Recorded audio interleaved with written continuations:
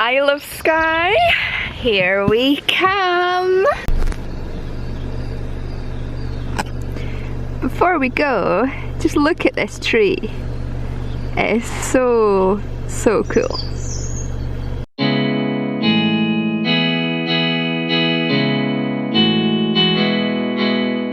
I don't know if any of you remember, but last year I stopped off at Torrential on my way to the Isle of Skye, and today we've stopped off here again, but the conditions are just nowhere near as nice as they were last year. They're completely different, very dull, raining, not got that dramatic light, but it sort of showcases the fact that when you see that light when you're driving around or on your trips, you need to make the most of it, and I'm so fortunate that it was like that last year and that I managed to snap some images, because there's no way of getting beautiful shots like that today. Could do some interesting long exposure moody shots, but just stopping here to have a wee snack and then we're going to head the rest of the way to Skye.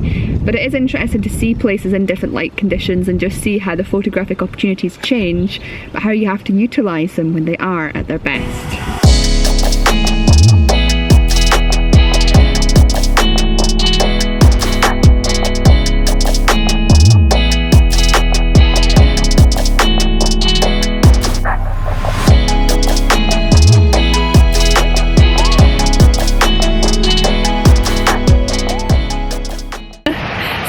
The Isle of Skye and the crazy wet weather that you can expect at this part of Scotland. The heavens have well and truly opened. It is bucketing down with rain. Just been out the car for about 5 minutes and I'm already soaked to the skin. But it's what all this excitement of coming to Skye is about. You're very lucky to come here and not get soaked to the skin at least once. We have stopped at, there's a waterfall on the main road between Broadford and Portree, right at the foot of the Quiraing Mountains, which I've driven past a million times before, but I've never stopped here because normally when I'm here it is full of tourists, but today there's not many people here for some reason. It must be just because of the time of year and the fact that it's a weekday. So we've pretty much got this place to ourselves. A few people have just arrived now, but we've pretty much got it to ourselves.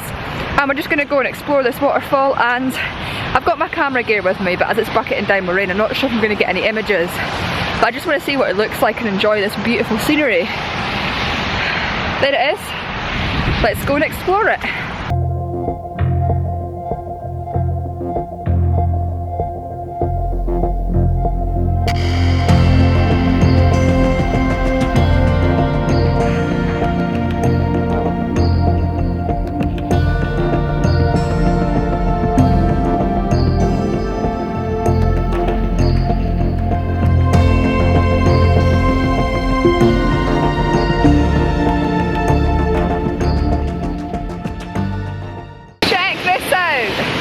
Incredible force of nature, incredible amount of water just cascading down this rock face.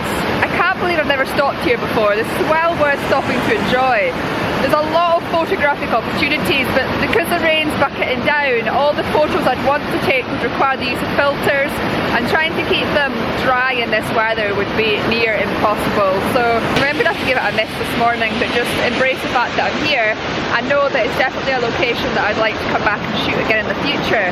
But getting it to yourself like I have today is so rare, which is, you know, that's what happens, isn't it? You finally get an iconic location to yourself and the conditions aren't great for photographs.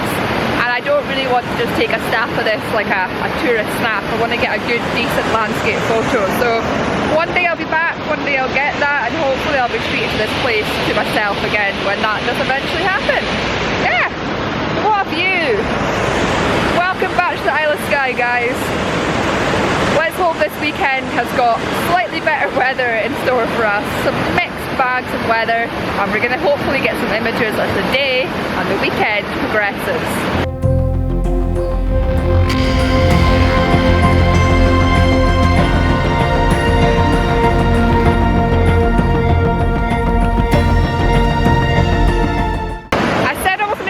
Images, but I thought I'm here and I came across this really nice bit of flowing water at the bottom of the waterfall, and it's pointed away from where the rain is falling, so I thought it might be possible to get an image of it without getting my lens and my filters too wet.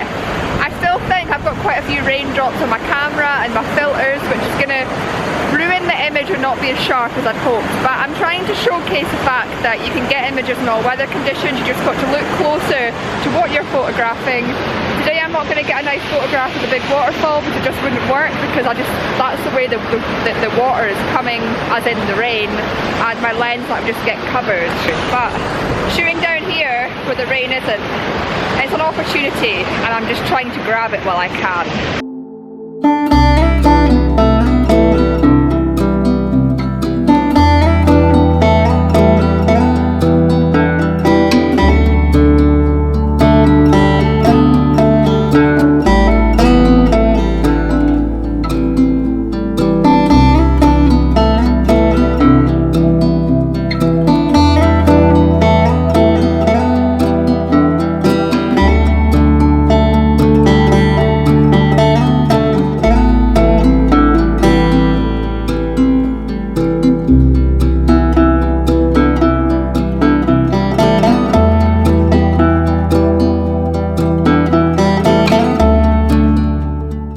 It's so wet.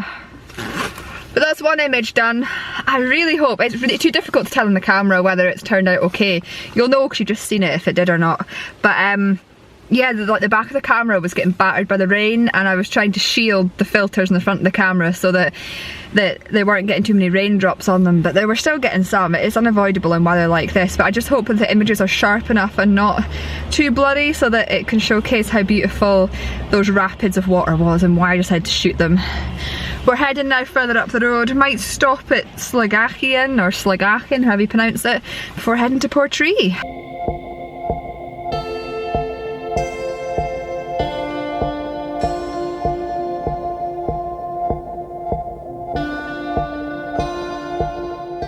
So we've arrived in Portree, and I saw online recently that there's a tower up above the famous houses that line the harbour. And although I've been here numerous times, I've never actually seen this tower. It's quite camouflaged against the backdrop. It's right up there. So we're going to go up there just now, take a wee walk up there and see what we can discover. It's meant to be a gorgeous view, so let's go and find out.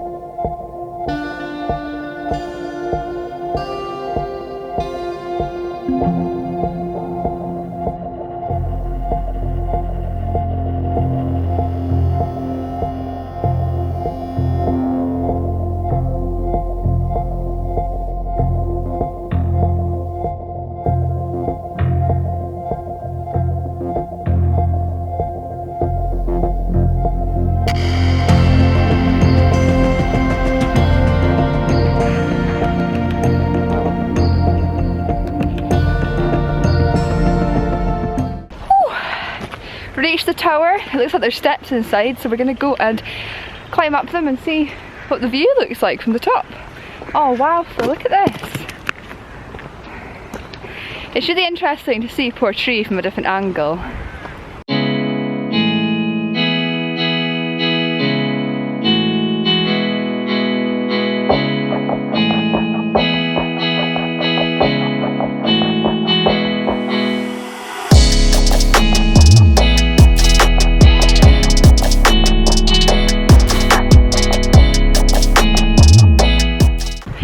Like you're on top of the world up here. Just imagine the view on a clear sunny day. Oh, it's just stunning, being in like an iconic location, but a part of an iconic location that you've never been to before. You've got these beautiful boats underneath and all the rugged mountains and the fog and the mist that are descending on them. Stunning place, and if you're ever in Portree, well worth hiking up the hill to enjoy this stunning view. It really is spectacular.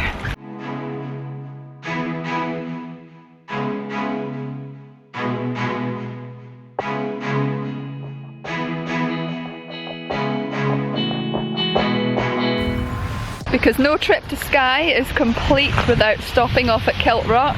I love this place, not necessarily for the waterfall, but because of the fact that when you look out to the sea, you can't see anything for miles and miles and miles, and you just feel this true sense of isolation and like you're at the end of the world. And with the epic, dramatic Jurassic coastline that we've got here, with all the volcanic rocks and everything that were produced hundreds if not thousands of years ago by volcanic eruptions.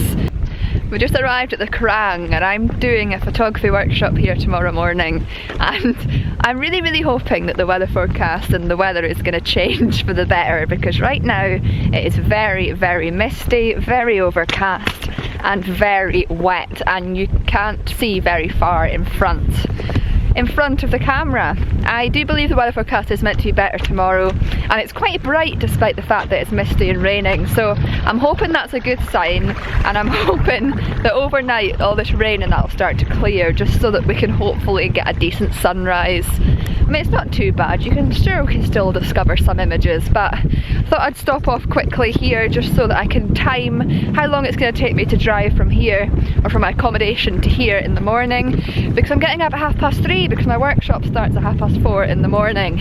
Mad, I know, but I'm super excited. And I mean, why wouldn't you be excited when you know you're going to be greeted by a view this beautiful tomorrow morning?